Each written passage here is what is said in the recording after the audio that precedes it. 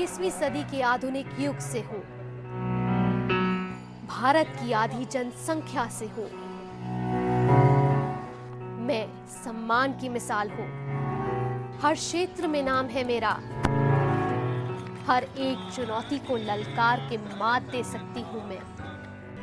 फिर भी क्यों अपनों के सामने हो जाती हूं कमजोर, सह लेती हूं अपनों के दिए हुए अत्याचार। देश की 2/3 महिलाएं घरेलू हिंसा की शिकार है। 15 से 49 तक की उम्र में हर 3 में से 1 महिला शारीरिक या यौन उत्पीड़न की शिकार है। 5 में से 2 शादीशुदा महिलाएं अपने पति से शारीरिक या यौन हिंसा की शिकार हैं।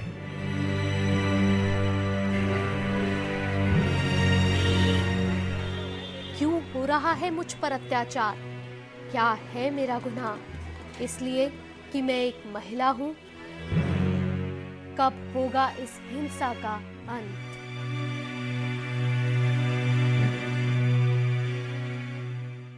झगड़े किसके घर में नहीं होते? आपके मेरे हर घर में थोड़े बहुत मनमुटाव चलते रहते हैं। कहा तो ये भी जाता है कि अपनों के बीच प्यार बढ़ाने के लिए थोड़े बहुत झगड़े होना जरूरी है।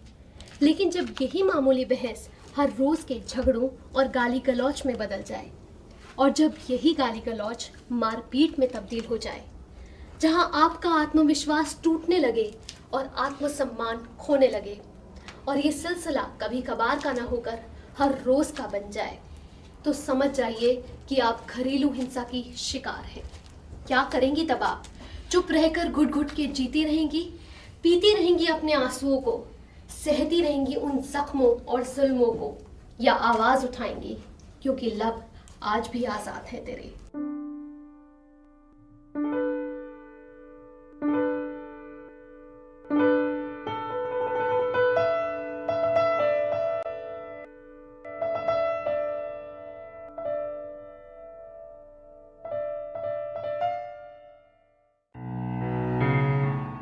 जब पैदा हुई तो इसलिए जुल्म किए कि घर में लड़की पैदा हुई है।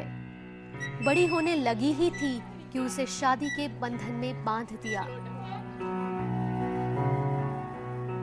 अभी बहू बनकर खुशियों की आशा लेकर ससुराल में कदम रखा ही था कि पति और घरवालों की मार ने बची कुची खुशियों पर गम और उदासी की स्याही पोत दी।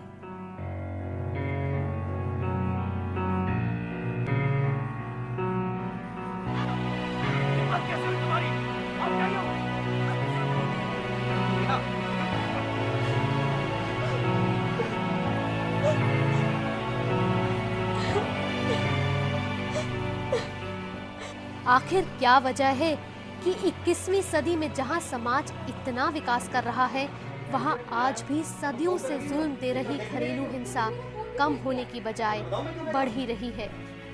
छोड़ो मुझे, छोड़ो मुझे, मैंने कहा छोड़ो मुझे, छोड़ो मुझे। क्यों आज भी औरतें चुप रहकर सहने और समाज में इसे 4 दीवारों में छुपा कर रखने में ही भलाई समझती हैं?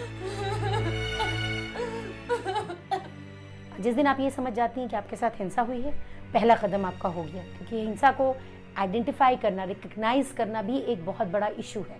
औरतें वायलेंस बहुत ज़िंदगी भर झेलती हैं, लेकिन उसे आइडेंटिफाई नहीं करती। घर हमेशा सेफ नहीं होता है। ये जो मिथ है कि घर सेफेस्ट प्लेस, घर हमेशा सेफेस्ट नहीं होता है। तो अगर आपको अनसेफ लग रहा है तो जागोरी की हेल्पलाइन है या अन्य बहुत सारी हेल्पलाइंस हैं। अगर आपके डिस्ट्रिक्ट में, आपके इलाके में, आपके पड़ोस में हेल्पलाइन नहीं है तो आप लोकल पुलिस से सपोर्ट लें या किसी साथी से सपोर्ट लें। ग्रामीण से लेकर शहरी इलाकों तक हर तरफ घरेलू हिंसा का कहर जारी है। ऐसा नहीं है कि ये हिंसा सिर्फ कम पढ़े लिखे परिवारों में देखी सुनाई दी जाती है। पढ़े लिखे समाज में भी इसकी पकड़ उतनी ही मजबूत है। ये हिंसा घर में रह रहे किसी भी रिश्ते के साथ हो सकती है, फिर चाहे वो पत्नी, पति, बेटा, बेटी, माँ, पिता, घर के बड़े सदस्य या घर का कोई और सदस्य हो।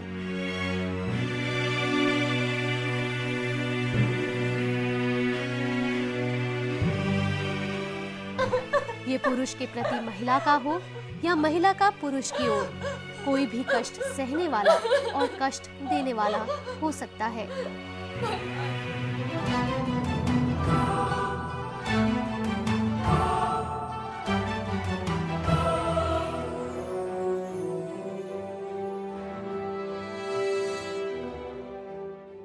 बहुत घिनौना क्राइम है, क्योंकि एक तरफ आप जो आपकी आधी आबादी है देश की, एक तरफ आप उसकी बात करते हैं और हिंदुस्तानी संस्कृति जो है जिसमें देवी और ये सब कहा जाता है, उसके बाद जब ऐसे केसेस आते हैं तो हमको खुद को बड़ा तकलीफ़ भी होती है। और इसमें मेरा मानना ये है कि पुरुषों को अपनी मानसिकता बदलनी पड़ेगी। जब तक वो नहीं बदलेंगे कि हम दोनों समकक्ष बैठे हुए हैं, तब तक मैं समझती हूँ इसमें बदलाव नहीं आएगा।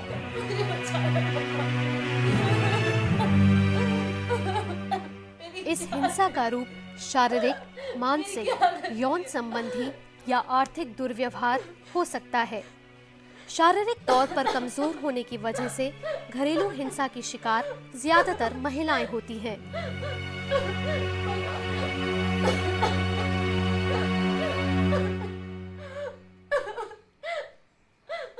क्यों अपना ही हमसफर राह में पहन लेता है नकाब? जब बात आती है साथ देने की तो वो क्यों गुम हो जाता है? निशा के साथ भी कुछ ऐसा ही हुआ। अभी स्कूल की पढ़ाई पूरी भी नहीं हुई थी कि निशा के माता पिता ने उसकी शादी कर दी। हजारों ख्वाबों को दिल में संजोए निशा ने अपने ससुराल में पहला कदम हजारों सपनों के साथ रखा, लेकिन जल्द ही ये सारे सपने एक एक करके दम तोड़ते गए। निशा ने अपने पति के साथ 7 जन्मों तक साथ निभाने का वादा लिया था। हर कदम पर साथ देने के वादे निभाने वाले हमसफर ने निशा का एक भी कदम पर साथ नहीं दिया। खुशियों की बजाय उसकी जिंदगी में बस गम और बदन पर मारपीट के निशान छोड़ दिए।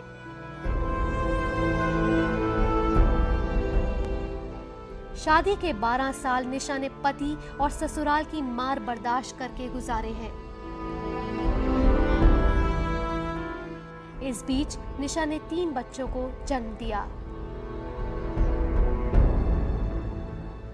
वो जैसे देवरों के साथ बोल लेते थे, बात करते थे तो उनके साथ गलत लगाते थे कि तू इसके साथ हिली हुई है, किसके साथ लगी हुई है। जैसे जॉब करके आती थी, रात को परेशान करना, मारना पीटना और उल्टी तरीके के हिंसा करनी। इस वजह से मैं ज़्यादा परेशान हो गई थी। निशा ने जब घर छोड़ने का फैसला किया तब निशा एक कदम भी नहीं चल पा रही थी।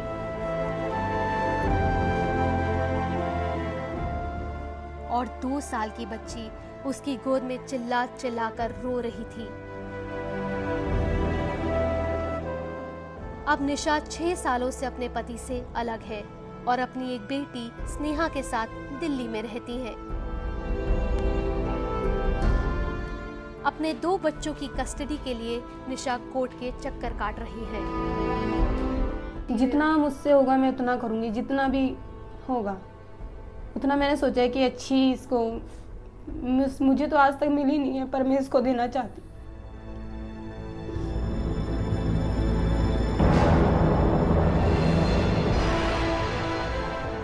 निशा का मतलब होता है रात, और निशा के ससुराल वालों ने इस रात को बस अंधेरे में ही छोड़ दिया।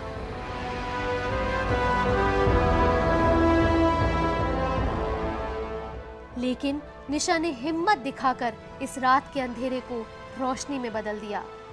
इस रिश्ते को बचाने के लिए निशा ने तमाम कोशिशें की, लेकिन निशा के ससुराल वालों को शायद ये खुशगवार नहीं था। और निशा आज अपनी ये जिंदगी बहुत सुकून और आजादी से जी रही है।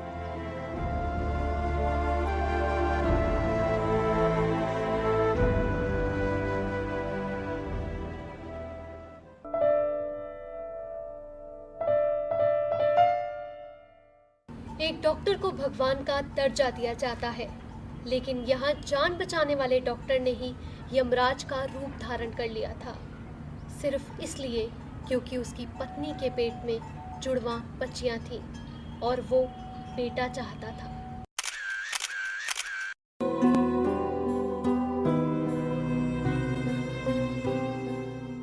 ये गुड्डू और परी है, डॉक्टर मीतू खुराना की जुड़वा बेटियां। किसी को भी इनको देखकर प्यार आ जाए, लेकिन इनके पिता को तो इनके जन्म लेने से पहले से ही इनसे नफरत हो गई थी,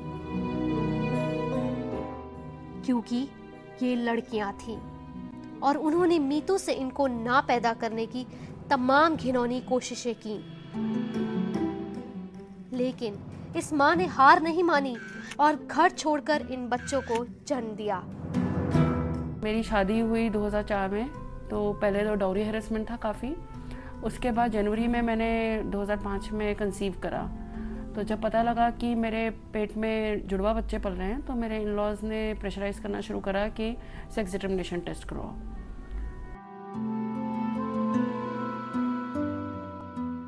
तो मेरे जो नंदोई हैं, बड़ी ननद के हस्बैंड जो हैं मिस्टर दीपेश मदान, वो एक केक लेकर आए रात को। उनको पता था कि मुझे अंडे से एलर्जी है।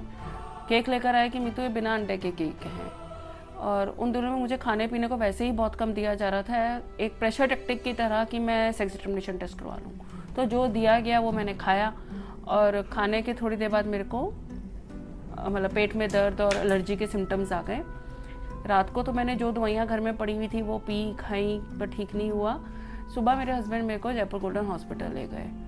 तब मेरी 16वां हफ्ता था प्रेगनेंसी का, और जब 16वां हफ्ता प्रेगनेंसी का होते हुए भी मेरे को कैजुअलिटी से सीधा लेबर रूम में एडमिट कर दिया गया।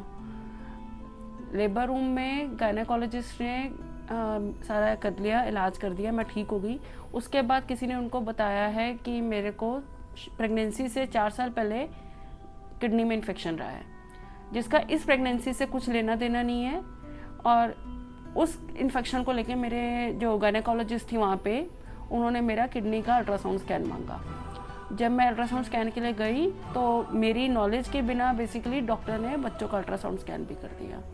उस दिन जब मैं घर आई वापस, तो प्रेशर जो है वो शिफ्ट हो गया था।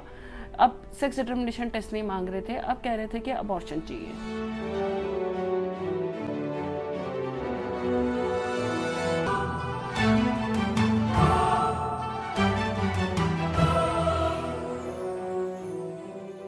आज मीतू के पास न अपना घर है न नौकरी।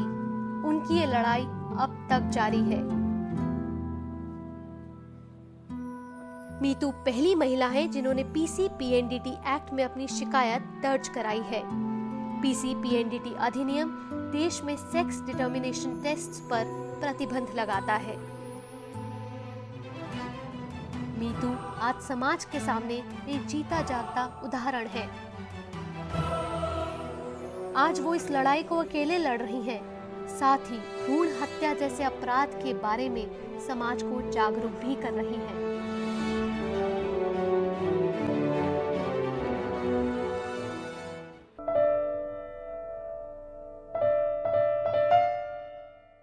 निशा और मीतू जैसी आप ऐसी हजारों औरतें हैं जो आज घरेलू हिंसा को सहन कर रही हैं। कई अपनी शादी को बचाने के लिए ये सब सहती रहती हैं, तो कुछ इसलिए सामने नहीं आती कि समाज क्या कहेगा। आपको ये समझना होगा कि समाज को आपकी ज़िंदगी नहीं जीनी, आपको अपनी ज़िंदगी खुद जीनी है। ये ज़िंदगी जीने के लिए है, पिटने के लिए नहीं। कैसे ले कानून का सहारा, कैसे बने मानसिक तौर पर मजबूत, ये सब इस छोटे से ब्रेक के बाद।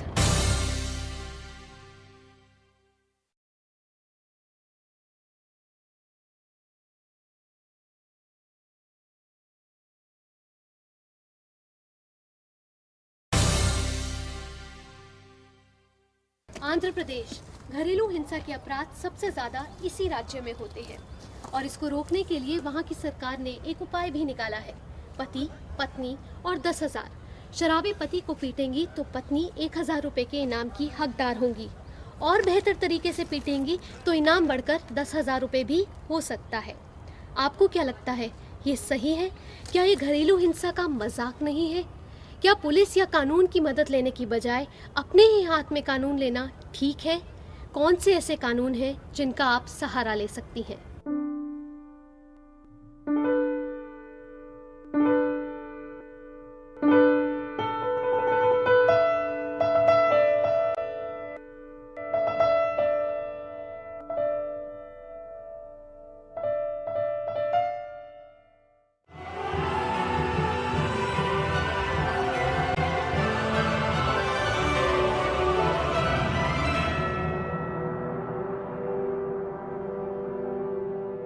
सबसे पहले ये समझना जरूरी है कि घरेलू हिंसा किन आम वजहों से बढ़ती है। घर के कामों में लापरवाही, बिना इजाजत घर से बाहर निकलना, बड़ों के सम्मान में कमी, पति के साथ बहस, स्वादिष्ट खाना ना पकाना, संबंध बनाने से इनकार करना, गर्भ धारण करने में असफलता, बेटा ना पैदा करना, अपनी कमाई का घर वालों को हिस्सा ना देना, पर्याप्त दहेज ना लाना।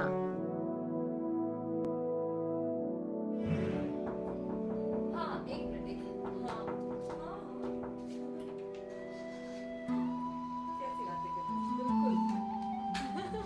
घरेलू हिंसा के कारणों का अंत नहीं है। एक छोटी बहस से शुरू कहा सुनी एक नवविवाहित महिला की जान भी ले सकती है और उसकी आत्महत्या का कारण भी बन सकती है।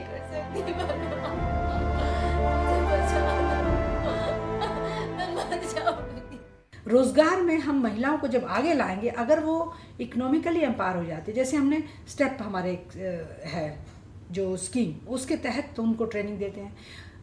राष्ट्र महिला कोष है, हम उसमें सेल्फ हेल्प ग्रुप बनाते हैं, सेल्फ हेल्प ग्रुप के माध्यम से उन्हें ज्ञान देते हैं, उससे उनसे उनका एक वो एम्पावर होगी और उसका नज़रिया बढ़ेगा और उस पैसे से जब वो मजबूत होगी तो हर चीज़ के बारे में जानेगी और उसको घर में किसी तरह की हिंसा, पैसे की कमी नहीं रहेगी, उसके पास अपना पैसा रहेगा तो एक ये हिंसा तो ख़त्म होगी कि उसको पैसा नहीं दिया जाता। दूसरा रही उसकी फिजिकली भी वो स्ट्रांग होगी और कहेगी कि आप बिल्कुल मेरे को कुछ नहीं कह सकते क्योंकि मैं अपना काम करती हूँ, मेरा पैसा है, मेरे को तंग नहीं। अगर तंग होगी तो फिर उसके लिए कानून है। बढ़ते हुए घरेलू हिंसा के मामलों पर गौर करते हुए इस पर एक सख्त कानून बनाना जरूरी था। इन मामलों को आईपीसी की धारा 498A, 304B और एविडेंस एक्ट की धारा 113B में सबसे पहले 1984 में शामिल किया गया। क्या है धारा 498A? महिला के पति या उसके घर वाले या रिश्तेदार अगर महिला पर जोर जबरदस्ती या मारपीट करते हैं तो उन्हें 3 साल तक की जेल हो सकती है और जुर्माना भी देना पड़ सकता है। साल 2005 तक घरेलू हिंसा पर कोई अहम कानून नहीं था, ना ही इसको परिभाषित किया गया था। घरेलू हिंसा अधिनियम 2005 the protection of women against domestic violence act इस हिंसा से पीड़ित महिलाओं को राहत पहुंचाने के लिए संसद में साल 2005 में लाया गया। घरेलू हिंसा अधिनियम 2005 के मुख्य उद्देश्य है ये कानून पत्नी या लिव इन में अपने पार्टनर के साथ रह रही महिला को अपने पति या पार्टनर से मिल रही हिंसा से मुक्ति दिलाता है। इस कानून में बहनों, विधवाओं और माताओं को भी सुरक्षा मिलती है। घरेलू हिंसा में गाली गलौज, शारीरिक, यौन, मानसिक और आर्थिक हिंसा शामिल है। इस कानून में महिला को हिंसा मुक्त घर में रहने का अधिकार है। घरेलू हिंसा को सहन कर रही महिला को कोर्ट से प्रोटेक्शन ऑर्डर मिलने का अधिकार है। इस केस में पीड़ित महिला की सुरक्षा के लिए उन्हें सुरक्षा अधिकारी मिलेगा। बच्चों को भी इस कानून में शामिल किया गया है। कोई भी व्यक्ति इस बच्चे के लिए कंप्लेंट दर्ज करा सकता है। Prevention of women against domestic violence act देखें, वो एक सिविल लॉ है। उसमें पुलिस की भूमिका बहुत लेटर स्टेजेस पर है, जहाँ पर सिविल रेमेडी ने काम करना बंद कर दिया है। It is not effective. जहाँ हस्बैंड है जो रिस्पॉन्ड और कोई रिस्पोंडेंट है वो एग्री नहीं कर रहा है, कोर्ट की डायरेक्शंस फॉलो नहीं कर रहा, तब पुलिस पिक्चर में आती है। लेकिन जब भी कोई इंसिडेंट होता है डोमेस्टिक वायलेंस का, जो पहली एजेंसी है जो रिस्पॉन्ड कर सकती है because of our sheer presence, वो है पुलिस एजेंसी। 100 जो इमीडिएट कॉल कर सकते हैं फॉर इमीडिएट हेल्प, या 1091 है हमारी वुमेन हेल्पलाइन, वो पहली एजेंसी होती है जो रिस्पॉन्ड करती है जब भी कोई वुमेन है which is who is undergoing some violence. लेकिन एक वर्ग ऐसा भी है जो ये मानता है कि इस कानून का दुरुपयोग हो रहा है और कई महिलाएं इस कानून का गलत फायदा भी उठा रही हैं। 80% लोग तो आके चोटें दिखाते हैं हमारे को डोमेस्टिक वायलेंस की। आदमी को भी प्रोटेक्शन की जरूरत है। वो आदमी, लाखों आदमी, करोड़ों आदमी पूरी दुनिया के कोने कोने में रहने वाले हैं जिसकी आवाज़ लोग नहीं सुन रहे हैं। मैं ये चाहूँगा कि उनके लिए भी कोई कानून होना चाहिए। अगर मैं ठीक हूँ, अगर मेरे साथ नाजायज़ हो रहा, अगर मेरी वाइफ मुझे केवल ये प्रजम्पशन आप मान के चलते रहें कि मैं वो कमज़ोर है और मैं बदमाश हूँ, मैं ताकतवर हूँ, यह गलत है।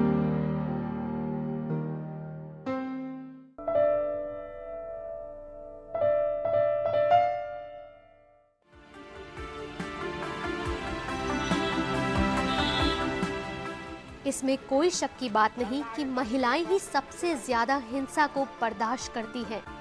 आंकड़े भी कुछ यही बयां करते हैं।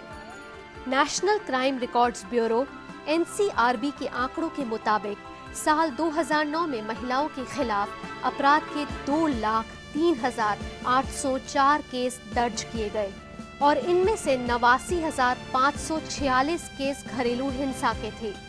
साल 2010 में ये केस बढ़कर 94,041 हो गए। घरेलू हिंसा अधिनियम में 2007 में 5,788, 2008 में 5,643 और 2009 में ये बढ़कर 7,802 केस दर्ज किए गए। आंध्र प्रदेश में 2009 में सबसे ज्यादा 2,710 केस दर्ज किए गए। इससे ये तो साफ है कि घरेलू हिंसा के खिलाफ महिलाओं ने आवाज उठाने में तेजी दिखाई है, लेकिन घरेलू हिंसा को झेल रही महिलाओं को इस समय सबसे ज्यादा जरूरत होती है एक सहारे की।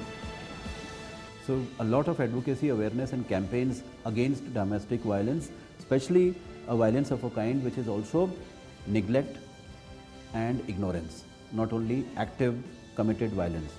Second, early identification. Identify the victims. जिनको बहुत शुरू के लक्षण हो रहे हैं, जो बेबसहीन हो रहे हैं, जो उदास हो गए हैं, उनको आइडेंटिफाई करिए और लार्जर फैमिली भी कर सकती है before situation turns very bad. For example कोई सुसाइड कर बैठे, कोई वायलेंस में कुछ कर बैठे। थर्ड, जो वाकई में मनोदिशा में मनोवैज्ञानिक मनोचिकित्सा की नज़र से बीमार हो चुका है, प्लीज़ उसको बचाइए, उसका इलाज करिए। जो डिप्रेशन में जा चुका है वायलेंस की वजह से, जो एंग्जाइटी या साइकोसोमेटिक डिसऑर्डर्स का शिकार हो चुका है वायलेंस की वजह से, उसको अपने जीवन का सौंदर्य, उसको जीवन की अभिलाषा और तमन्ना पूरे करने का मौका दीजिए। वो तभी हो सकता है जब आप उसका आत्मविश्वास, उसकी आत्म स्वाभिमान की जो बात होती है, उसको पूरा दर्जा दें। हमारे पास घरेलू हिंसा को रोकने के लिए आज एक सख्त कानून है, लेकिन सबसे अहम है कि इस कानून पर सुचारू रूप से अमल करना, केस को जल्द सुलझाना और महिलाओं को उनके जीने का हक मुहैया कराना। कानून की सहायता लेने से पहले महिला NGO या काउंसलर्स की मदद लेती है, तो जरूरी ये भी है कि इन महिलाओं को हर कदम पर सहारा मिले।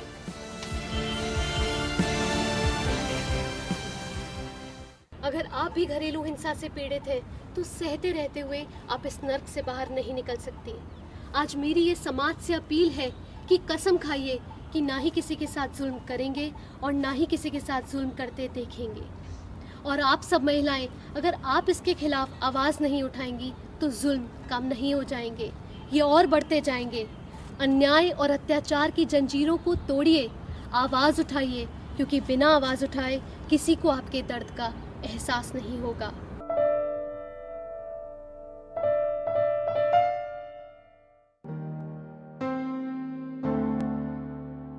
बोल के लब आजाद है तेरे, बोल जुबां अब तक तेरी है, तेरा सुतवा जिस्म है तेरा। बोल कि जान अब तक तेरी है, बोल कि थोड़ा वक्त बहुत है, जिस्मो ज़बां की मौत से पहले। बोल कि सच जिंदा है अब तक, बोल जो कुछ कहना है कह ले।